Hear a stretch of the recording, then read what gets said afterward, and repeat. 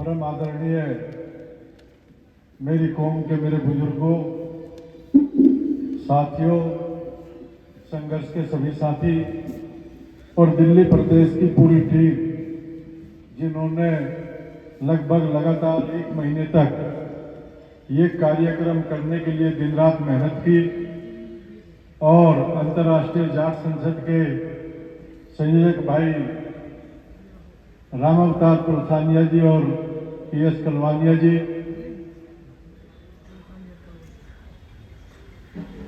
हम अधिकतर एक चर्चा करते हैं अपने मंचों से कि हमारी कौम में कमी है, वो इकट्ठी नहीं होती। कौम में कोई कमी नहीं है, कौम बिल्कुल शुद्ध कौम है, आज भी 99.99%।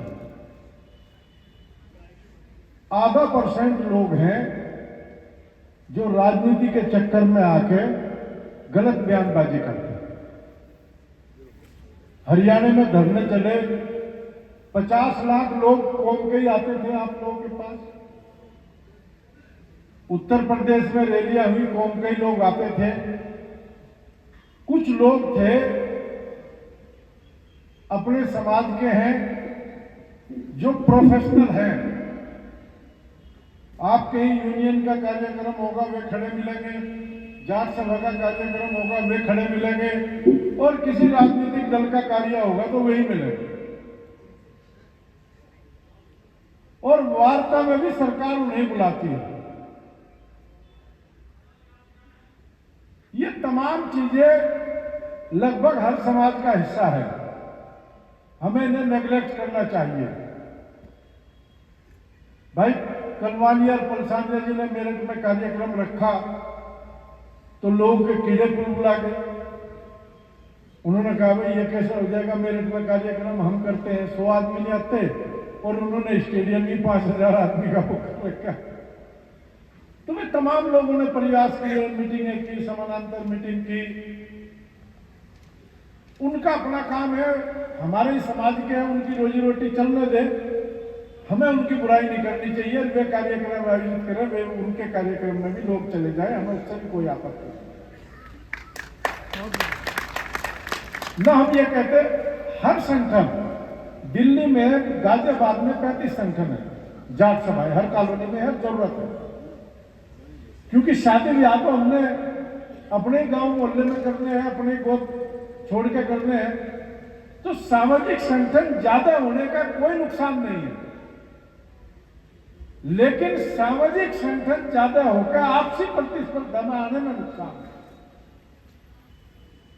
प्रतिस्पर्धा में आए, 14 अप्रैल का दिन होगा, बाबा अंबेडकर की जयंती होगी, आप लोग जाना जरा संसद मार्ग पर, 5000 से ज्यादा दलितों के संगठन मिलेंगे। किसी ने किताब बना रखी, किसी ने पिक्चर लिख रखी, किसी ने कुछ काम कर रखा। बाबा साहब पे हम क्या कर रहे, संगठन तो हमारे भी 5000 से ज्यादा है, लेकिन संगठन के जो 5000 आदमी है, जाट कौम तो बहुत बड़ी कौम है, इस देश में 10 करोड़ के करीब होगी, तो 5000 अध्यक्ष ही थोड़ा इस कौम के मालिक हो जाएंगे। उन 5000 ने कोई अस्थायी काम नहीं कर रखा। और यह मुझे देखने में मिला जब मैं पूरे देश में घूमा। और दोबारा पहले तो हमारा ये विचार था कि हम इसको कोई जाट मिशन के तहत, मध्य प्रदेश सुरक्षित जगह है, वहां कोई भेदभाव नहीं है, जातीय घृणा भी नहीं है, वहां पे किसी कार्यक्रम का निर्माण करें। 14 में आरक्षण हो गया, हम लोग अपने घर बैठ गए। राजनीतिक दलों ने करोड़ों रुपए खर्च किए आरक्षण पे, और उन लोगों ने खर्च किए जो जाटों का गोली लगवा रहे थे। और किस बात पे खर्च किए कि जाट आरक्षण संघर्ष समिति उनका धन्यवाद करती है, फुल पेज के ऐड आए उत्तर प्रदेश। हमने तो किसी का धन्यवाद नहीं किया। 3 भाई खोए, दुनिया भर के मुकदमे झेले, धन्यवाद उनका करेंगे जिन्होंने अपनी जान दी, उनके घर वालों का करेंगे, और उनका करेंगे जिन पर मुकदमे। नेता का किस लिए? नेता का धन्यवाद करते कि जाट घर से बाहर न मिलता, उसे आरक्षण मिलता। जिस तरह यादवों को मिल गया था। इसलिए राजनीतिक आदमी अपने हिसाब से चलेगा। राजनीति में पार्टी के प्रति वफादार रहना पड़ेगा। राजनीतिक आदमी को अपनी पार्टी के प्रति वफादार भी रहना चाहिए। और राजनीतिक आदमी अगर अपनी पार्टी के वफादार नहीं रहेगा तो उसकी कौन इज्जत करेगा, क्यों उसको टिकट मिलेगा, क्यों अपनी पार्टी का एजेंडा तय नहीं करेगा। लेकिन फर्क है, मैं देश की हर बड़ी जाति को जानता हूं। इस देश में 25 जातियां ऐसी हैं जिनकी जनसंख्या 50% से ज्यादा है। जातियां तो 8,000 से ज्यादा है, 12,000 भी हो सकती है, लेकिन 25 जातियां ऐसी हैं जिनकी जनसंख्या 50% से ज्यादा है। यानी देश की आधी जनसंख्या को 25 जातियां करती हैं। उसमें एक हमारी भी जाति है, उसमें यादव भी है, उसमें कुर्मी भी है, उसमें मराठा भी है, उसमें सैनी शाक्य भी है, उसमें लिंगायत भी है, उसमें वोकालिंगा भी है, ऐसी उसमें राव रेड्डी भी है। और जो 77 का बदलाव था वो इन्हीं जातियों का बदलाव था। ये सब मुख्यतः किसान जातियां। और जब आरक्षण की मुहिम आगे बढ़ी, इनमें से 10 जातियां आज भी ताकतवर जातियां आरक्षण से बाहर है। मराठे भी आरक्षण मांग रहे हैं, पटेल भी आरक्षण मांग रहे हैं, जाट भी आरक्षण मांग रहे हैं, कापू भी आरक्षण मांग रहे हैं, राव रेड्डी भी आरक्षण मांग रहे हैं। इस बात को समझना पड़ेगा, जो राज करने वाला है वो 100 साल की योजना बनाता है। जिसको राज में रहना वो सुबह दोपहर शाम की रोटी खाने की योजना बनाता है, अपने बच्चों को पालने की योजना बनाता है। किसी भी वर्ग को डेवलप करना, उस वर्ग को तोड़ना, यह पहला सिद्धांत है देश और दुनिया पर राज करने के लिए। वर्ग तैयार किया चौधरी छोटूराम ने। चौधरी छोटूराम से पहले कौन सा वर्ग था देश में? या तो अंग्रेज थे या कांग्रेस थे।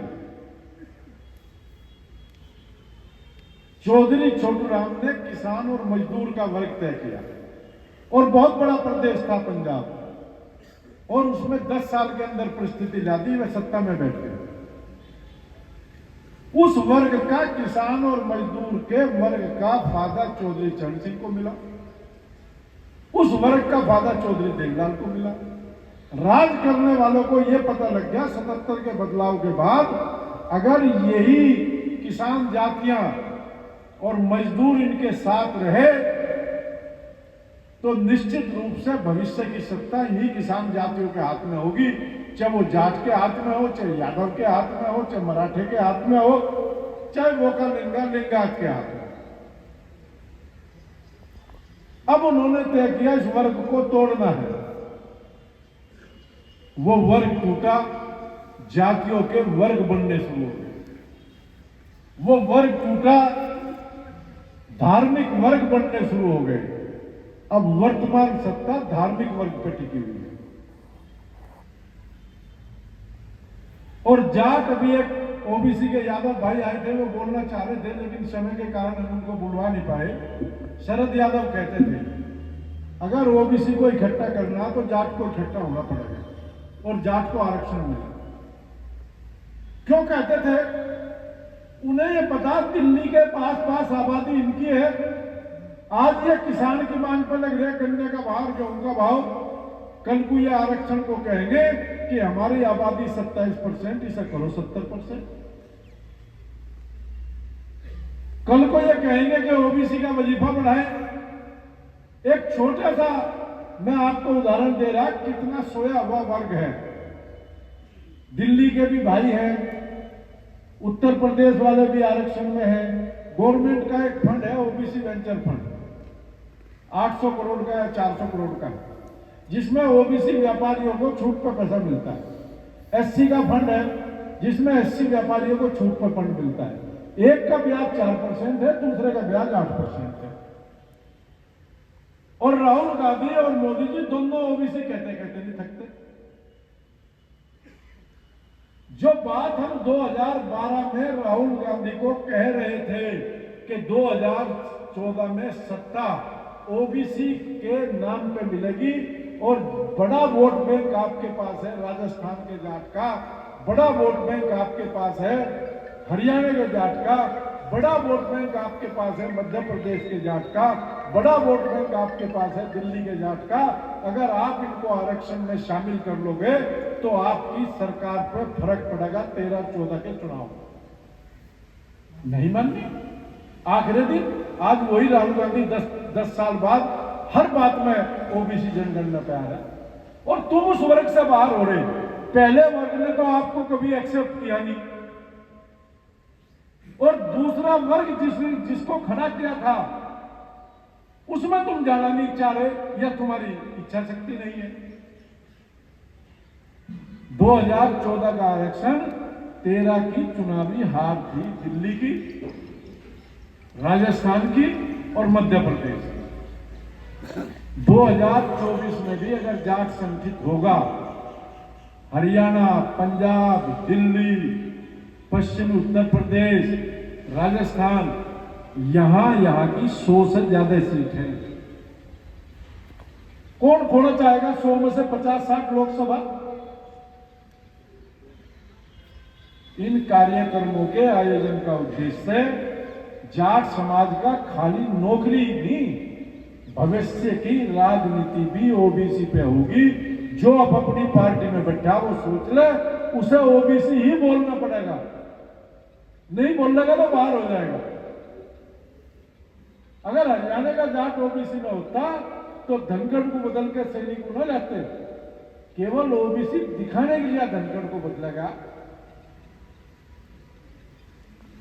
ये परिस्थितियां राजनीतिक लोगों के लिए भी भविष्य की राजनीति तब कर पाएंगे जब वे इसमें होंगे।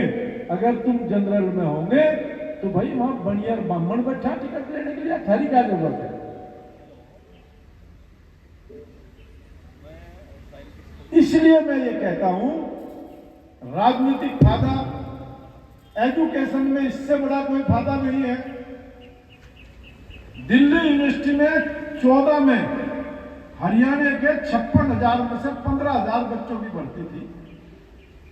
अब ले लो दाखिला दिल्ली यूनिवर्सिटी में, अब ले लो। इतना ज्यादा दिमाग है, अब ढूंढ लो कितने मिलेंगे, 4,000, 5,000। सारी दिशा राजनीति बदल जाएगी एजुकेशन में। नौकरी आप IAS 100 बना सकते हो, 150 बना सकते हो। IMM में आप आज मैं पढ़ रहा था पिछले दिनों 25 कंपनियां हैं जिसकी हिंदुस्तान की जीडीपी से 2 गुनी आमदनी है। 25 कंपनियां और 25 के हेड जाट में है हिंदुस्तानी और एक भी जाट नहीं। अगर इनमें IIT IIM पढ़ के निकलेंगे तो IIT IIM पढ़े लिखे लोग 25 साल बाद, 30 साल बाद हिंदुस्तान की किसी स्टेट की जीडीपी की कंपनी के बराबर का CEO बना बैठा होगा, MD बना बैठा। डॉक्टर निकलेंगे। इसको नौकरी में ना घुमाओ जितने भी वक्ता है। इसका सामाजिक फायदा है, उस वर्ग से जुड़ जाओगे जिस वर्ग को चौधरी छोटूराम ने तैयार किया था। इसका राजनीतिक फायदा है, उस वर्ग की राजनीति करोगे जिसकी देश में 60 से 70% जनसंख्या है। इसका एजुकेशन में फायदा है, गरीब बच्चों को फीस मिल जाएगी, ओबीसी के माध्यम से व्यापार का पैसा लोन मिल जाएगा कम ब्याज।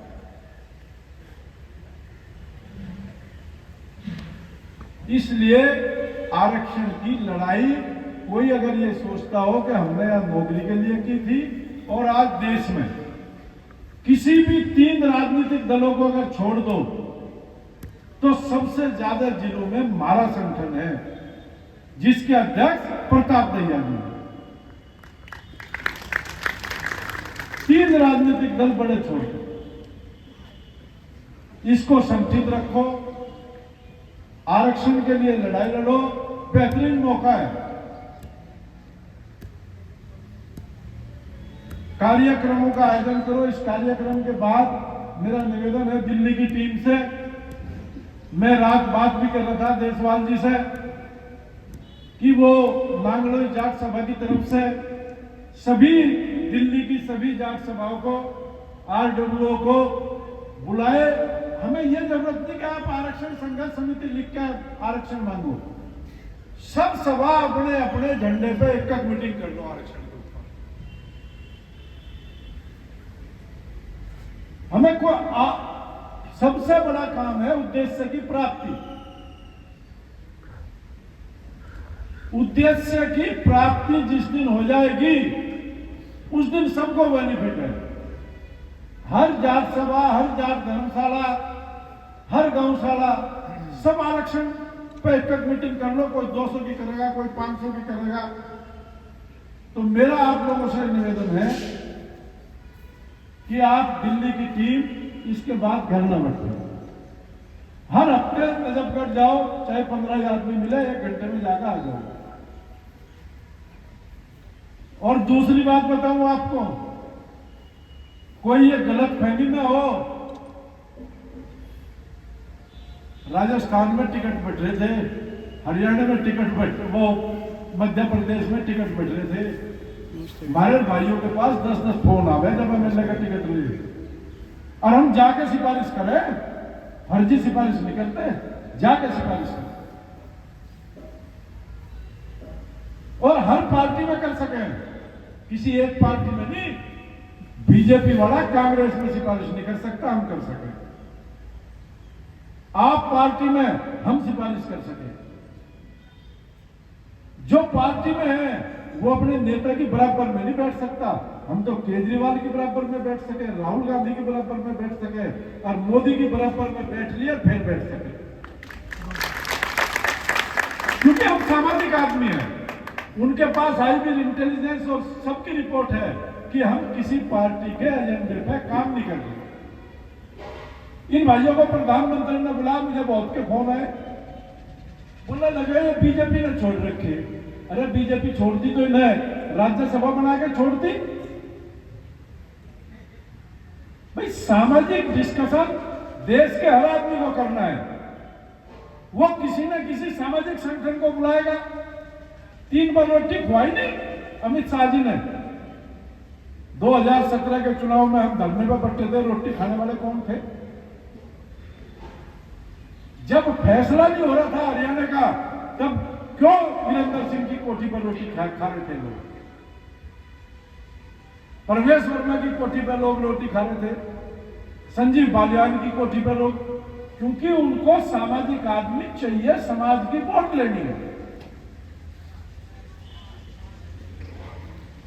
ये खाने के लिए, रोटी खिलाने के लिए किसने मजबूर किया? ये तुम लोग हो। जैसे जैसे तुम मीटिंग करोगे वे ढूंढते घूमेंगे कि इस बार आरक्षण की गोली किसे दे। तुम लोग जितनी गतिविधि बढ़ाओगे, 3 महीने का काम है, पिछले 16 साल का रिजल्ट आएगा। 3 महीने में अगले 16 साल का रिजल्ट आएगा। जितनी गतिविधि बढ़ाओगे तुम, इतनी गतिविधि का फर्क पड़ेगा।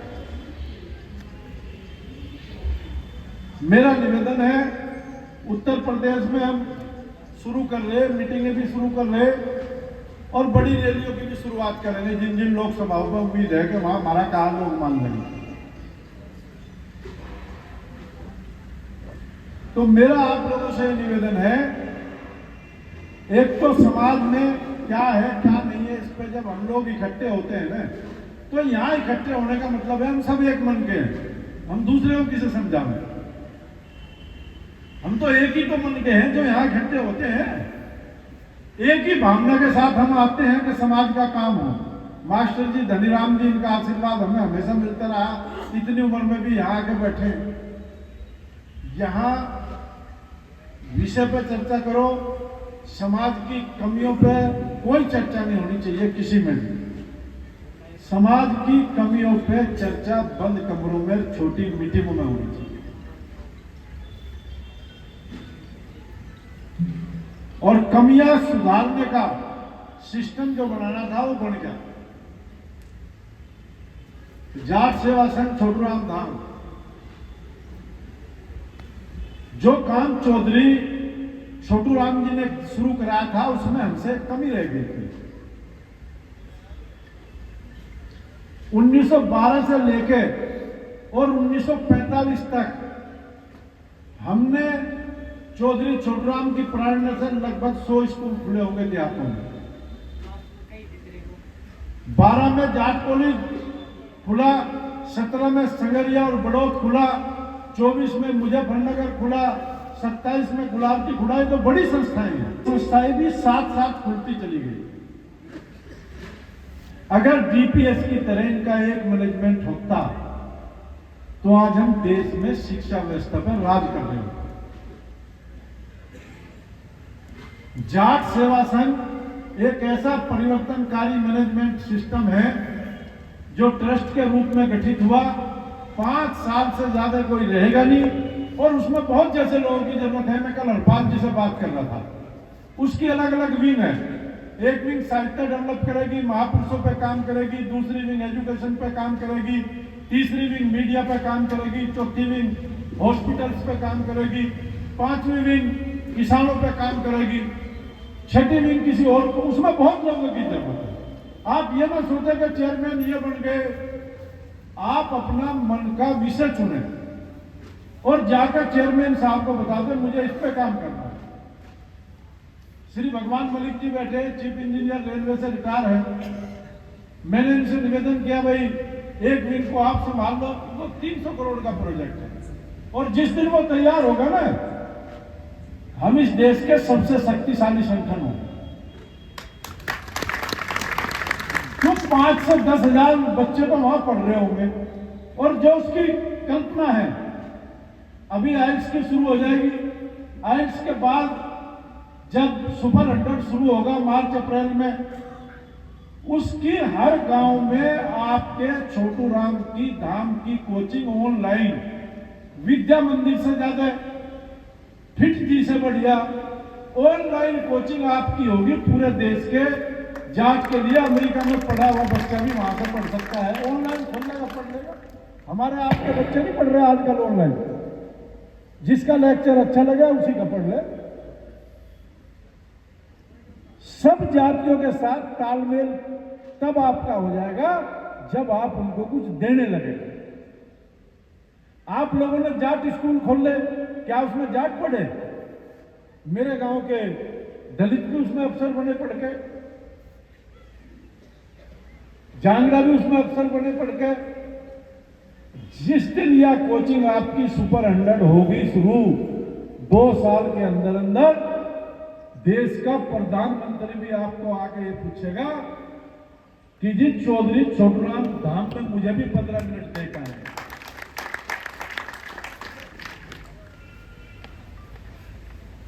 हम किस चीज को पीट रहे? परंपराओं को एक निश्चित सीमा तक पीटना चाहिए।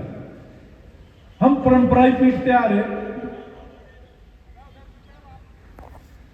खाप व्यवस्था हमारी परंपरा थी। हर खाप में 3 प्रधान है। 2, 4, 5 खाप बची होगी जिसमें प्रधान नहीं, 3 से कम। एक समाज ने बना रखा, 2 नेताओं ने बना रखे। समाज का तो एक ही है, लेकिन वे जो 2 नेताओं ने बना रखे उन्हें हम कुछ कह नहीं सकते। क्यों? हमें तो लगेगा कि तेरी बेइज्जती कर देगा। चौधरी छोटूराम की जब तमाम लोग बुराई करते थे तो वो ये कहते थे, उनका यह सीख लेनी चाहिए कि जिस दिन मेरे खिलाफ ये दूसरी पार्टी वाले बोलना सोच लगे, सोचना मैंने उस दिन तुम्हारे लिए काम करना बंद कर दिया। आरोप लगाए जाएंगे, झूठे लगाए जाएंगे, चरित्र हनन किया जाएगा, आपको झूठे केसों में फंसाया जाएगा। इससे हटना नहीं और गलत करना नहीं। आरोपों से हटना नहीं, गलत करना नहीं। मैंने ऐसे बहुत नेता देखे जो रात को देश के बड़े नेता थे और 10 बजे फोन आया, मलिक साहब मेरा चुनाव में मदद कर दो। बहुत बड़े नेता देश के जिन्हें लोग पूछते हैं, और मदद करी हमने, और हमारी मदद उनके ध्यान थी। मेरा ये कहना, ये मदद मैंने अपने घर से निकल थी, मेरे घर में 10,000 वोट हो गई थी। ये मदद मैंने आप लोगों की ताकत पर लोगों को कहा कि अब ये समय की जरूरत है। मेरे घर में तो इतनी वोट रहनी है, मेरे घर में इतनी वोट रहनी, वो ना घट सकती ना बढ़ सकती। लेकिन एक समाज है जिसके पास 2-4 करोड़ लोग हैं, और उनमें से कहीं 10-20 हजार लोग ये मानते हैं कि हमने काम अच्छा किया, तो वे हमारा कहां मांगे। पिछले लोकसभा चुनाव में हमने 25 की 25 लोकसभा सीट पे हमारे मित्र भी चुनाव लड़ रहे थे। कोई ये नहीं कि बीजेपी में हमारे मित्र भी चुनाव लड़ रहे थे, हमने उनकी भी खिलाफत करी उत्तर प्रदेश में, और उसका रिजल्ट आया। जहां का जाट जागरूक था, वहां 8-10 लोकसभा सीट पर खाता नहीं खुलता मुरादाबाद में। लेकिन वो निजी रूप से थोड़ा था, चुनाव की वजह से था। चुनाव भी निजी विरोध नहीं है मेरा बीजेपी से। कल को आरक्षण दे दो, मैं मंच पर खड़ा होगा, क्या दूंगा इनके बारे में कुछ सोच लो, लेकिन दे तो दे भाई। अगर किसानों की मांग पूरी हो जाए तो किसान क्या कहेंगे? कहेंगे हाँ भाई हमारी मांग पूरी हो। आज किसान नाराज है, जाट नाराज है, इसलिए मेरा आप सबसे निवेदन है, लगातार संघर्ष की जरूरत है। हर हफ्ते दिल्ली को 8-10 हिस्सों में बांट लो और बता दो भाई, कोई ज्यादा काम भी नहीं, घर भी नहीं छोड़ सकते। लगातार घर छोड़ने की जिम्मेदारी अब दूसरों पे है, मैं थोड़ा काम नहीं करता। लेकिन जहां बुलाओगे, जहां कहते हो, जो मेरी ड्यूटी लगाते हो, उसमें मैं खड़ा रहूंगा। हमें लगातार की जरूरत होगी तो लगातार भी घर छोड़े। इसलिए छोटूराम धाम और भाई कलवानिया पलसानिया ने जो ये चीजें अंतर्राष्ट्रीय स्तर पर पहुंचाई, ये युवा कर सकते हैं। इस काम को मैं नहीं कर सकता, रणजीत सिंह नहीं कर सकते, ये नहीं कर सकते। हम जो रिटायर लोग 60 साल के ऊपर पहुंच लिए, 15-20 साल संघर्ष कर लिया। अब कम एज के लोगों को चाहिए जो अपने से 15 साल छोटों को समझ सके और अपने से 20 साल बड़ों को समझ सके, जो उनके माँ बाप के बराबर। वो इनकी सुटेबल उम्र है। इन्होंने छात्र भी लगातार छात्र राजनीति की सारा काम देखा, और राजस्थान में जब भी हम गए, इनका आरक्षण था, हमें ताकत थी। मेरे से लोग बात पूछते, मलिक साहब तुम्हारा क्या मतलब है? अरे मैं देश की जाट के लिए घूम रहे, जाट में हूं, मेरा ये मतलब है। इसलिए हम सब लोग आपस में मिलकर काम करें। वो लोग हर जगह एक्सपोज्ड हैं, जो लोग राजनीतिक इशारे पर सामाजिक संगठन चलाते हैं, उनका पता है उन लोगों को। लेकिन अगर वे भी समाज की बात उठाते हैं तो हमें उनके कार्यक्रम को भी समर्थन करना चाहिए, क्योंकि कम से कम उन्हें यह तो है, अगर ये आवाज नहीं उठाओगे तो लोग समाज में घुसने नहीं देंगे। जो दुकान खोल रखी वो बंद करनी पड़ेगी। तो आप सबका बहुत बहुत धन्यवाद, और आप सबकी मेहनत का बहुत बहुत धन्यवाद। और आंदोलन के दौरान बहुत सी गलतियां, बहुत सी कहा सुनी, बहुत सी बातें, हम लोग भी आवेश में होते हैं, किसी के साथ भी हो जाती है, हमसे भी गलतियां हुई होंगी। उन गलतियों को माफ करें। आज से जितने दिल्ली के भाई यहाँ रुके हुए, क्योंकि दिल्ली में क्या है, कई स्तर का काम चलता है। आदमी का व्यापार भी है, माइग्रेशन करके यहाँ आया है, और सामाजिक भागदौड़ भी है, राजनीतिक भागदौड़ भी है, उठ बैठ में भी जाना, रिश्तेदारियों में भी जाना। मुझे किसी ने बताया कि कांग्रेस का जो दिल्ली का अध्यक्ष होता है और बीजेपी का जो अध्यक्ष होता है, उसे 100 करोड़ रुपए के गिफ्ट जाट और गुज्जर भरते हैं, उसका घर भरते हैं इसी दिवाली पर। दोनों पार्टियों का बता दिया। अब कांग्रेस तो कमजोर हो रही, अब ये पता नहीं भाई साहब वाली पार्टी में जा रहे नहीं जा रहे। तो मेरा ये कहना है, भाइयों राजनीति करो, लेकिन बेसिक कार्यकर्ता जब आप चुनाव लड़ते हो, आपके रिश्तेदार, आपके घर परिवार, आपके समाज के लोग काम आते हैं। मैं जितेंद्र के साथ गया हुआ था इनके टिकट के लिए। जितेंद्र है भाई, घेरने वाले चले गए, 4-5 लाख और थे आपके। मैं केजरीवाल जी को बोल रहा, जिस दिन जाट सारी साथ हो गए ना कोई साई फेंक के अंदर थारी तरफ कोई हाथ था। ये अपने आप लड़ाई लड़ लेंगे, हर की साथ 100 लठेत घूमेंगे जितने एमएलए लोग हैं। और उस चीज का फर्क भी मिला, प्रतिनिधित्व दिया, गहलोत साहब को भी प्रतिनिधित्व दिया, तमाम 7-8 एमएलए हमारे बने।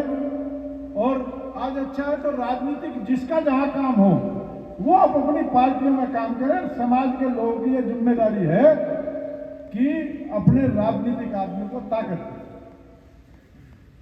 तो आप सबका बहुत बहुत धन्यवाद। जय हिंद, जय जाट और जय छोटूराम।